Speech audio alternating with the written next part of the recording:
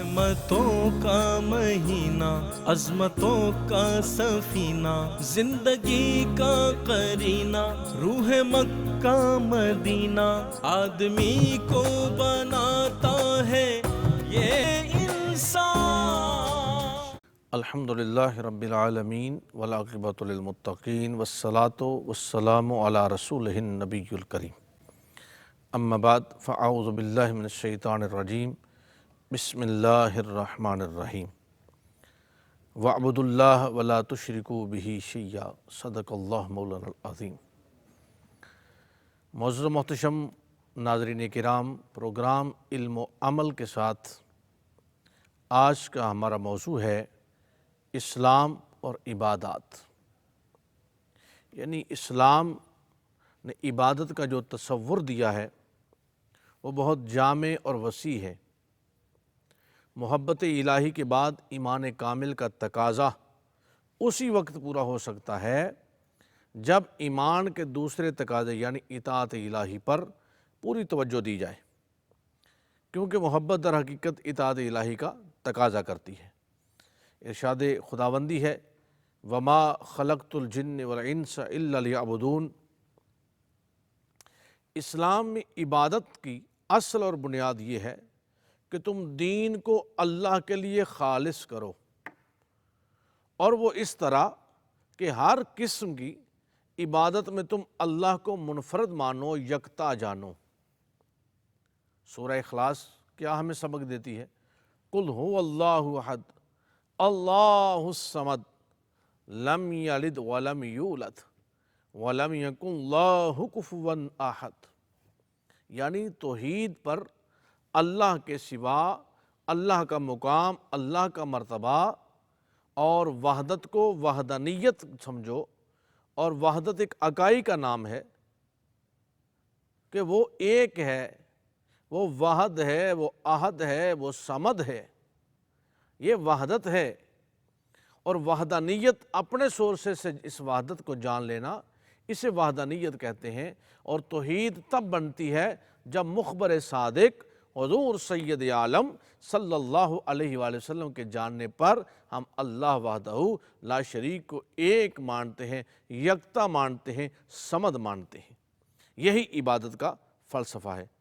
اللہ سے محبت، خوف اور امید کرتے ہوئے اپنے دل کے ساتھ اللہ کی طرف متوجہ رہنا، ہر ایک عبادت کو اللہ کے لیے انجام دینا، نماز اللہ کے لیے، روزہ اللہ کے لیے، زکوٰۃ اللہ کے لیے،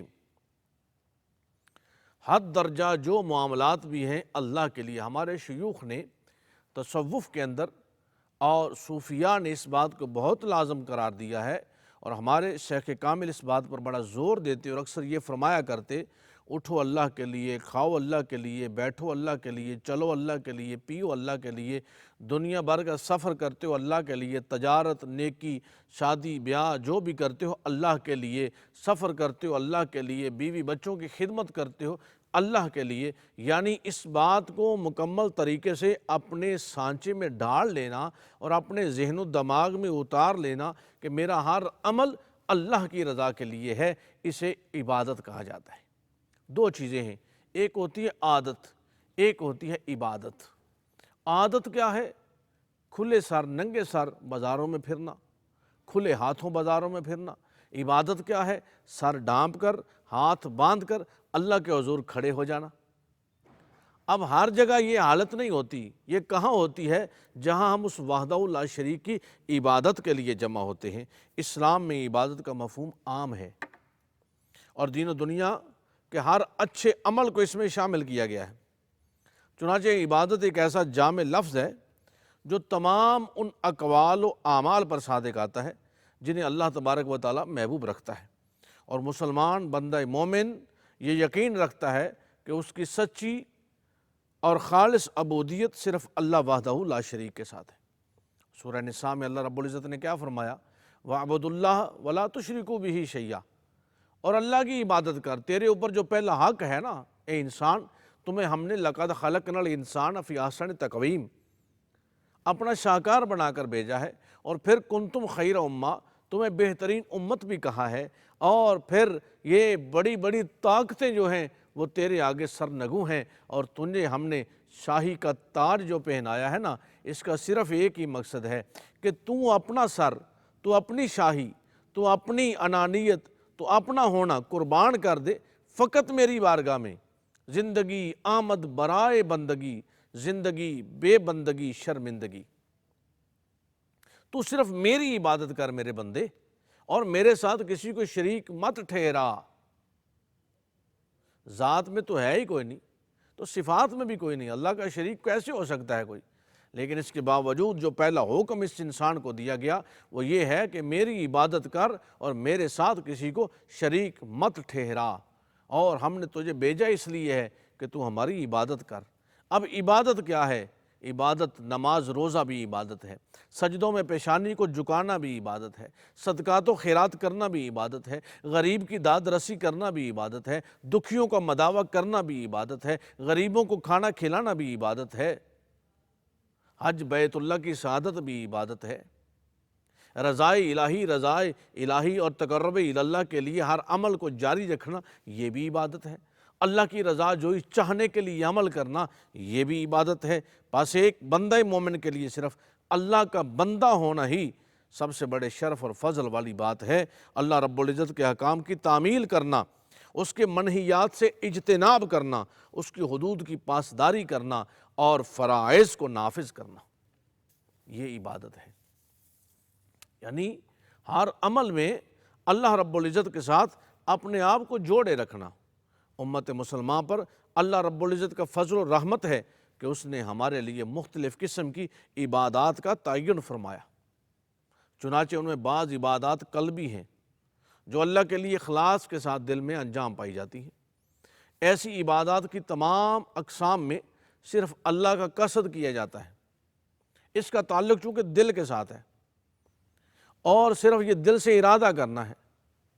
کھانا کھاتے ہیں، کھانا سامنے آیا تو ہم نے یہ دل سے کہہ لیا یا اللہ یہ تیرا دیا ہوا رزق، یہ جو کھانا ہمیں دیا ہے یہ میں کھانے لگا ہوں، اے اللہ مجھے اس سے وہ طاقت دینا، ایسی قوت دینا کہ میں تیرا نام لیتا رہوں، تیری عبادت کرتا رہوں۔ اب اس کا تعلق دل کے ساتھ ہے۔ رب نے مجھے مال عطا فرمایا، یا اللہ یہ تیرا دیا ہوا مال ہے، مجھے اب یہ توفیق دینا کہ اس کو خرچ ان راستوں پر کروں جو تیرے راستے ہیں، تیری راہ میں خرچ کروں، صدقات و خیرات کروں۔ اب یہ دل کا معاملہ ہے، قصد کر لیا ہم نے اللہ کے ساتھ، دل سے بات کر لی ہے۔ اب اللہ نے ہمیں توفیق دی ہے، فراغت دی ہے، وقت دیا ہے، یا اللہ یہ جو وقت دیا ہے نا تو یہ وقت میں تیری رضا کے لیے ان غریبوں میں بیٹھ کر گزارنا چاہتا ہوں تاکہ ان کی دلجوئی ہو جائے، میں ان کے حالات معلوم کر سکوں، تاکہ میں ان کی داد رسی کر سکوں، ان کے دکھوں کا مداوع کر سکوں۔ آپ دکان پر آ کر بیٹھ گئے ہیں، یا اللہ میں دکان پہ بیٹھا ہوں اور تیری رضا کے لیے بیٹھا ہوں، اور مجھے یہاں حلال رزق عطا فرمانا تاکہ میں اپنے بیوی بچوں کو کا پیٹ پال سکوں۔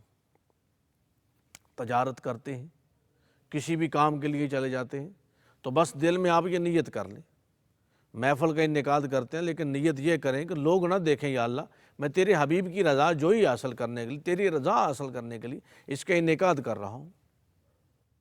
اب یہ جو عمل تھا دل میں سوچنا، یہ کیا ہے؟ یہ وہ قلبی عبادت ہے۔ اچھا، بعض عبادتیں بدنی ہیں، جیسے نماز ہے، 5 وقتہ نماز ہے نا، یہ ہمارے بدن میں ہمیں قیام کرنا پڑتا ہے، رکوع کرنا پڑتا ہے، سجدہ ہے، تشہد ہے، وضو ہے۔ اور بعض عبادتیں مالی ہیں، مختلف قسم کی زکاتیں ہیں، صدقات و خیرات ہے، جسے بندہ مومن مسلمان ایمانداری اور خوشی کے ساتھ اپنے رب کا تقرب حاصل کرنے کے لیے، اللہ کی رضا کے لیے وہ اپنا مال خرچ کرتا ہے۔ اور بعض عبادتیں، ایک عبادت ایسی بھی ہے جو اب یہ ماحول چل رہا ہے ہمارا رمضان المبارک کا، تو یہ ہم ایسی عبادت کرتے ہیں جو اللہ کی رضا کے لیے اپنے نفس کی خواہشات کو روک لیتے ہیں۔ اب یہ بھی عبادت ہے، اور اپنی چاہتوں کو روک کر اللہ کی اطاعت و عبادت میں مشغول رہ کر فریضہ روزہ کی شکل میں ہم انجام دیتے ہیں۔ اچھا، بعض عبادتیں ایک ہی ساتھ مالی بھی ہیں اور بدنی بھی ہیں، ان دونوں نوعیتوں پر ہے مشتمل ہے۔ ایک عبادت وہ تھی جو صرف بدنی تھی، ایک عبادت وہ جو صرف مالی تھی، اب عبادت آ گئی جو بدنی بھی ہے مالی بھی ہے، یعنی حج کی شکل میں۔ حج میں بدن بھی مشقت میں رہتا ہے اور مال بھی خرچ ہوتا ہے۔ جہاد فی سبیل اللہ یہ بھی اسی مد میں آتا ہے، وہ بدنی بھی ہے مالی بھی ہے۔ اب یہ اس میں دوہرا ہے۔